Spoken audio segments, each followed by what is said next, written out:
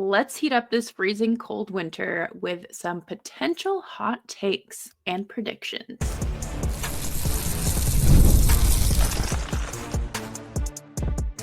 You're Locked On Flames, your daily podcast on the Calgary Flames. Part of the Locked On Podcast Network, your team every day.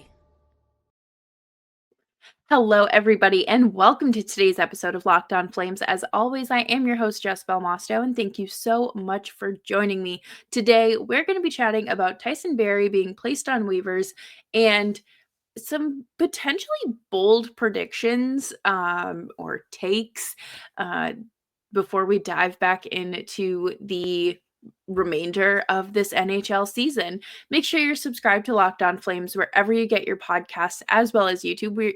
We're here for you Monday through Friday, 5 days a week. Your Calgary Flames every day. Let's dive into it. Okay, so yesterday we talked about Tyson Barrie missing from practice and how he was absent and people expected him to be announced and placed on waivers. Did not happen.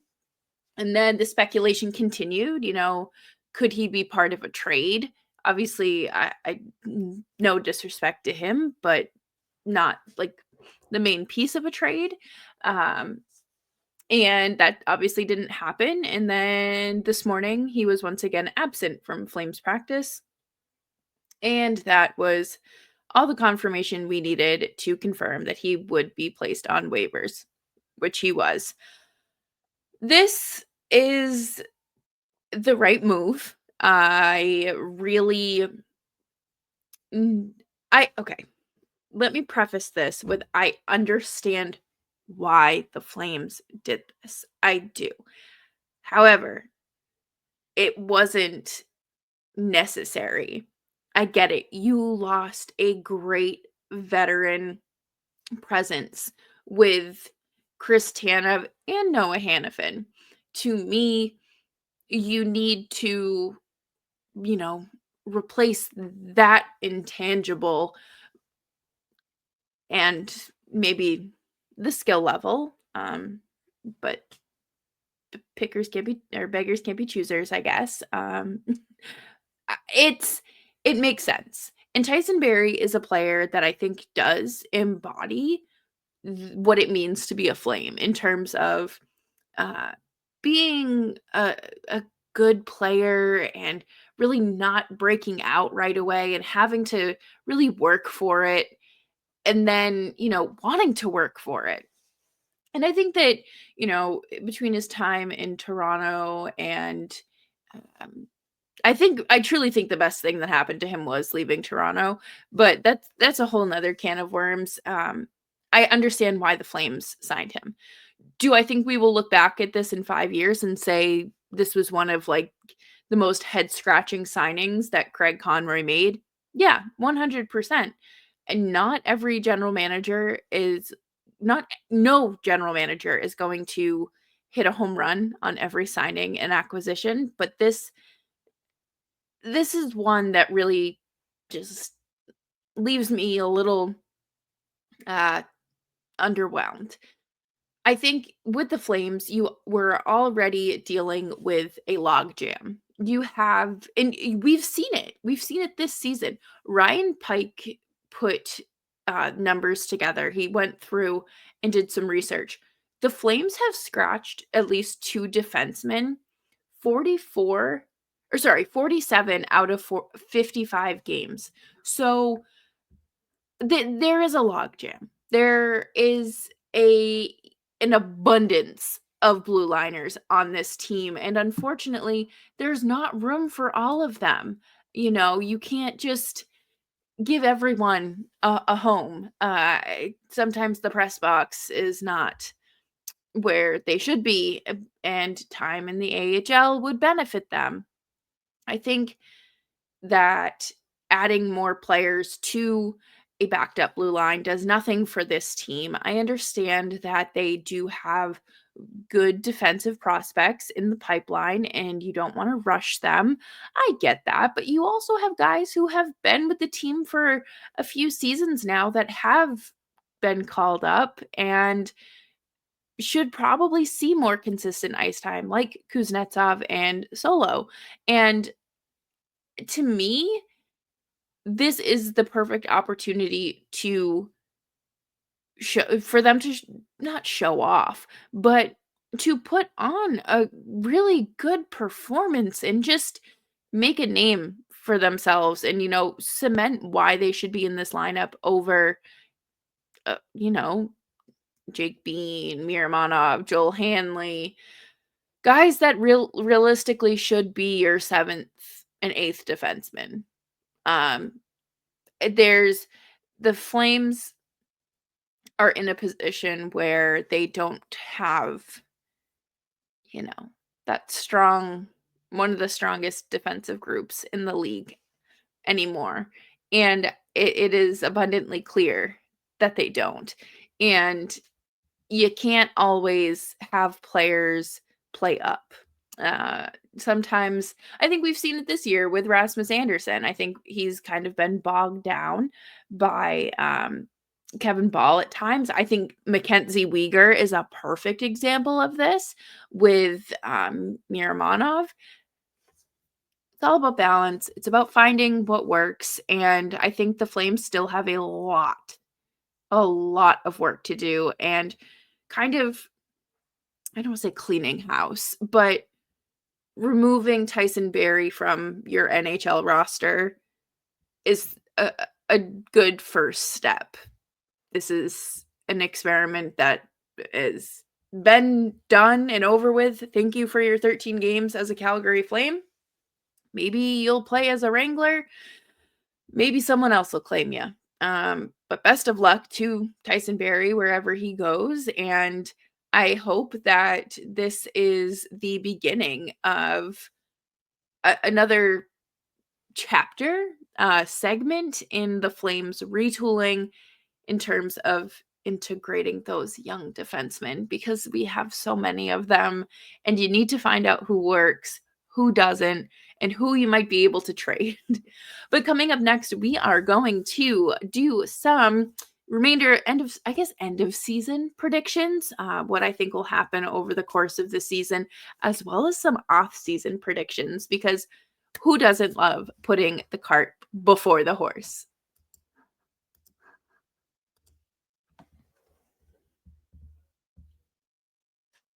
Looking for a snack that is both delicious and nutritious? Crack into a good source of protein with Wonderful Pistachios.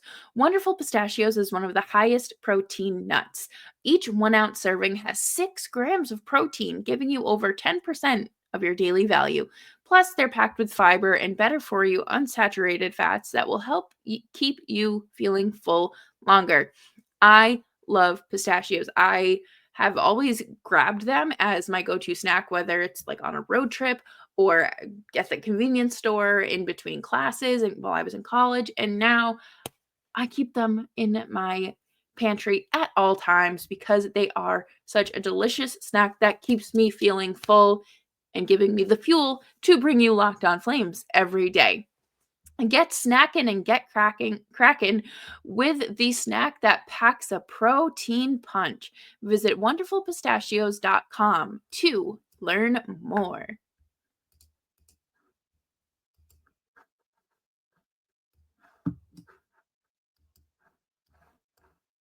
Thanks everyone for hanging out with me today on Locked On Flames. Make sure you're subscribed wherever you get your podcasts, as well as YouTube. We're here for you Monday through Friday, 5 days a week. Your Calgary Flames every day. And let's dive back into this. One of my favorite parts of creating content, or even just like being a hockey fan, is the way too early predictions.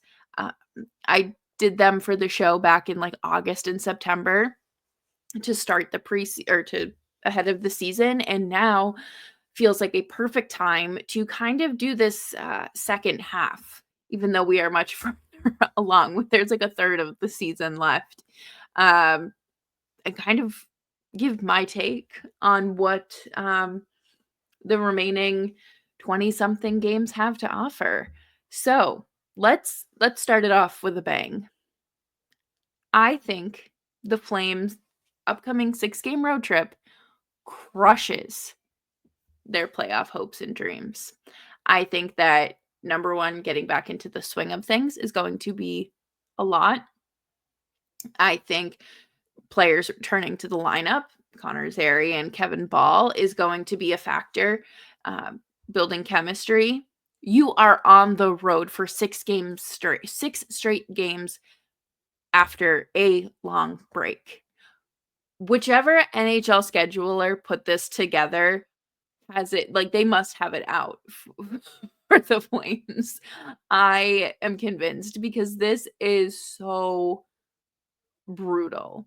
A 6-game road trip at any point in the season is a lot, but to do it right after this this break is just crazy. I think that this sets them back to where they were expected to be at the start of the season. I don't necessarily think it's going to go well. And this is where we kind of see the cracks kind of finally set in and make management and everyone take off those rose-colored glasses and say, we still need a lot more help before we can even talk or think about the playoffs. But on a better note, I do think that Jonathan Huberdeau hits 25 plus goals. I think that this is a realistic expectation or realistic prediction. He's at 21. He has he's at 21 and there's still, chunk of the season left, and I have plenty of confidence in his power play performance that he'll get there, and I think that we will see him closer to 30. I really think that he's gonna be closer to 30. I don't wanna say he's gonna have a 30-goal season because that is a very high expectation for Jonathan Huberdeau in the year 2025. But, I think he has had a fantastic bounce back year given the circumstances of his previous 2 years here. 3 years rather, sorry. And I I'm proud of him. I think this has been so fun and it's very exciting to watch uh Jonathan Huberdeau play good hockey. He doesn't have a 5-on-5 assist this season. Someone posted that on Twitter today. Trevor Newfield, I believe it was. And like not once has he passed the puck and assisted a goal at 5-on-5. That is absurd. But I still think he hits 25 plus goals. Anyways, Martin Pospisil. I had him pegged as the sophomore slump. Like this was going to hit him hard. Didn't expect it to be this hard. I thought that the Flames were going to do the usual where they kind of bounce players through the lineup, maybe your top 6 player one week and then you're bouncing down to the 4th line the next. And Pospisil has played a little bit of center here and there. I think he's a fine center. Do I like him better on the wing? Yes. But I do feel like we're going to continue to see regression. And I know this is the exact opposite. It's like I truly can't pick one. Or I think that he is going to go on a streak, a little bit of a heater ahead of the trade deadline. And teams might be calling for him because he is a good hockey player. But I don't necessarily know if he fits in with the Flames' long-term goal. I think he does more than some other players, of course, but I think the Flames are going to have to reevaluate a lot of things this offseason. Do I think Pospisil gets scratched? Yes, I think that we do see at least one more scratch. Wouldn't be the first time this season. I think that you have to do it to send a message, or you put him on the fourth line and you bench him for the whole third period the way you do with Lomberg and Rooney. Like, there's many ways that Ryan Huska takes control of this, but I do think that he does continue to slide. Speaking of Kevin Rooney, I do not think the Flames will waive Kevin Rooney this season. I don't believe it. I think that Ryan Huska has a lot of faith in him as his fourth line center. I think that Huska really likes him on the penalty kill, and that is fine. I think we need to start redirecting our focus onto Ryan Lomberg. They're never going to waive Ryan Lomberg, but let's focus on him for a second. I think that Rooney provides more to the lineup than Lombo. I'm sure Lombo's a great guy, but I feel like we could maybe see a Wrangler up in his spot instead. And I think you could say the same for Rooney, but I don't think they would waive him. I think they would scratch him if that were the case. But I don't it's not about risking losing him on waivers. I think it's about keeping that resource in your back pocket. And I think that sometimes the Flames have an overflowing toolbox, and this seems to be like one of those occasions. And I just really want people to just kind of like eat their words. I I am not a Kevin Rooney hater by any means. I can't bring myself to do it. He's a very nice, very, very nice gentleman who I have had the pleasure of meeting, and he is a fine fourth liner. He's not out there to score. Coming up next, we're going to talk about some NHL awards and a potentially controversial goaltending take.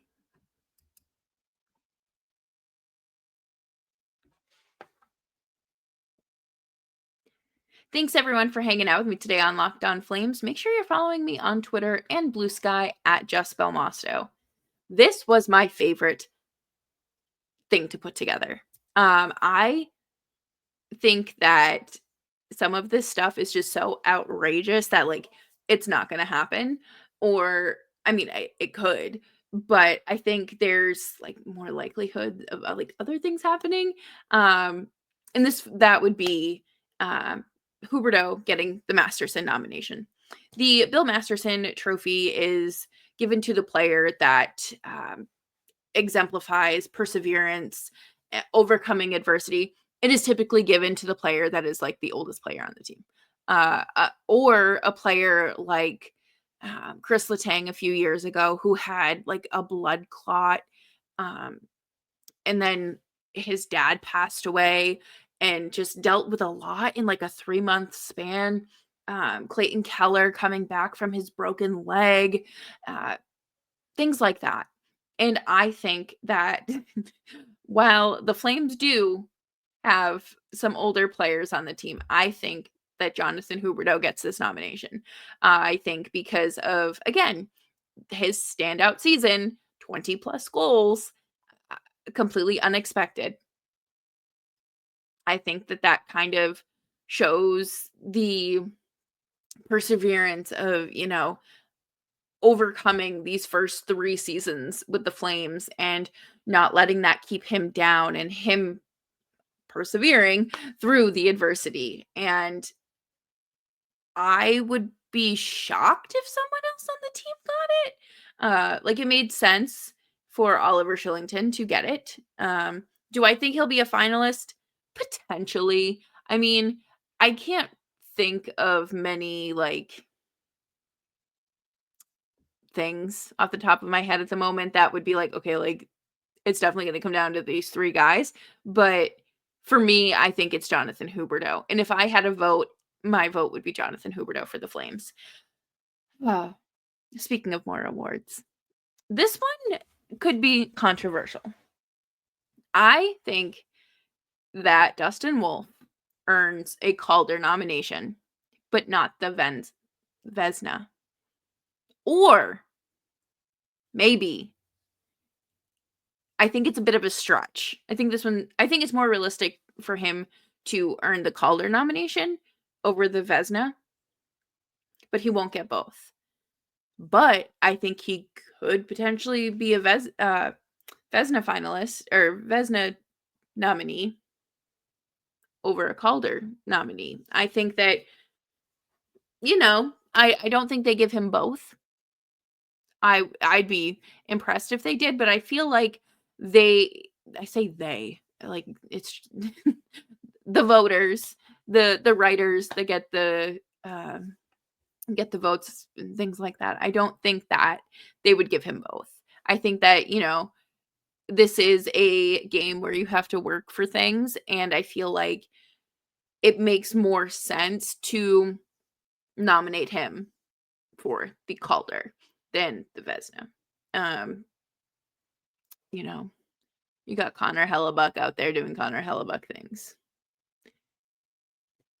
You have, Linus Ullmark has also been fantastic. And I don't hate what Dustin Wolf has done for the Flames, obviously, but I don't think that they're going to look at him when it comes down to voting. And this next one is one that first came to mind when I was putting the idea of this episode together, because we know that the Flames are looking to re-sign Rasmus Andersson, and they want to get it done. This is something that they are very ambitious and eager to do, and Rasmus Andersson makes it sound like he wants to stay with the Flames long term, and I respect that. Do I think it's the right move? Not necessarily. But I think that Rasmus Andersson is extended this summer, and it is not it is a done deal before Flames training camp. I think that they get this done as early as that first week of July. I think that this is something that obviously both parties are anxious for and want to get done. I think that Craig Conroy knows that he has a time limit with Andersson, and maybe he doesn't want him to change his mind, because what if the Flame season starts rough? You're not going to be trading an 8-year contract on a 29-year-old defenseman. So you might. I don't know. I don't know who's going to do that. But point being, they're going to sign Rasmus Andersson this summer. And I don't necessarily think that it's going to be well received, because you could really get a haul for him. You could. And the Flames really need as many assets as they can get. And I love Rasmus Andersson. I think that he is so passionate about the game. I think that he is, for a while, he was like the heartbeat of the team. Him and Weegar, to me, go hand in hand. After Tkachuk left, I feel like those two, obviously, Weegar came over in the trade, but Weegar and Andersson felt like they were the ones holding up the room. They were the ones, I don't want to say calling the shots, but they were the vocal two in the room. And if the team was kind of slipping off track a little bit, they would be the ones to bring them back down to earth. And I feel like Weegar and Andersson are always answering to the press. Always, always, always. And the captain does have a hard job, of course, but I feel like we see a lot more captain-like behavior and tendencies from Weegar and Andersson than we do with the team's actual captain. And that could just be, maybe the way he wants his media availability to work and such, but you're not required to talk to the media or anything. So, whatever works, I guess. I'm not going to sit here. But I do think that front-facing presence does a lot for both Anderson and Weegar. Obviously, this isn't happening this season or this summer, but I do think that Weegar is the next captain of the Flames, even if they extend Anderson. I mean, it's not like Mean Girls where you can like split the crown and give a little bit to everyone, but I thought they might name Rasmus Anderson captain because he was under contract and Backlund obviously was a free agent at the time. And I felt that Mackenzie Weegar could easily have been captain as well. But I understand optics, appeasing a player, doing right by your longest tenured Flame. I get it. So, what are some of your bold predictions for the end of the season for the Calgary Flames? Because I'm not so sure they're making the playoffs. I don't think we will see any Flames hockey beyond the final regular season game. Let me know below. Make sure you are subscribed to Locked On Flames wherever you get your podcasts, as well as YouTube. We're here for you Monday through Friday, 5 days a week. Your Calgary Flames every day. And I will see you all tomorrow. Remember to stay safe, stay warm, stay dry, stay cool, stay hydrated, and be kind.